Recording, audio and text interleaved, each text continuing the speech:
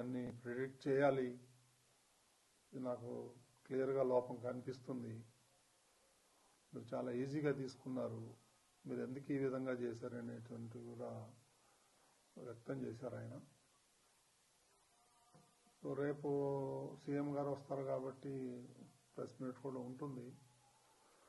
ఇంకా రేపే సీఎం గారే వీటన్నిటికీ అడ్రస్ చేస్తాడని అనుకుంటున్నాం కదా. చేసేదంతా కూడా అధికారులే కదా, ఇంకెవరికి బాధ్యత ఉంటుంది. ముందర రోజు నిన్న కూడా నేను మీటింగ్ కాల్ఫర్ చేశాను అధికారులతో. ఏం చేస్తున్నారు ఏంటి నేను అడగటం కూడా జరిగింది.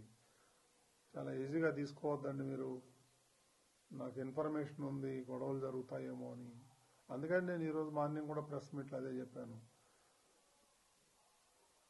తిరుమలకి రానివ్వరేమో, దర్శనాలు కావేమో అనేటువంటి రూమర్ బాగా సోషల్ మీడియాలో స్ప్రెడ్ చేశారు. అందుకే నేను మార్నింగ్ కూడా దాన్ని ఖండించాను నేను మీ అందరి ముందరే. అలాంటిది ఎవరు ఉండదు, ఎవరైనా రావచ్చు తిరుమలకి, దర్శనంకు మాత్రం టోకన్లు ఉండాలి తప్ప తిరుమలకి రావద్దని ఎవరు అనలేదు. ఎవరైనా రావచ్చు అని పొద్దున్నే నేను స్టేట్మెంట్ కూడా ఇచ్చాను. నాకు తెలుసు ఏ గొడవ అవుతుందేమో అనే నాలో అనుమానం ఉంది. నేను అధికారుల దగ్గర కూడా వ్యక్తం చేశాను.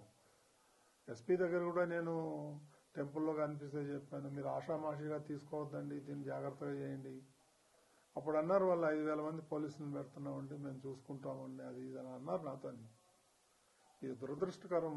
ఇప్పుడు ఎవరిని మనం నిందించలేము, ఒకలా ఇద్దరా అనేది. ఈ పొరపాటు జరిగిపోయింది, మరి దానికి చింతించడం తప్ప మనం చేసేదేం లేదు ఈ టైంలో. ఏమి ఉండవు అండి దీంట్లో, ఎందుకు ఉంటాయి కుట్రలు కానీ అవన్నీ అబద్ధాలు. ఇది యాక్సిడెంట్, ఎవరు కావాలని ఎవరు చేయరు. It is an purely accident.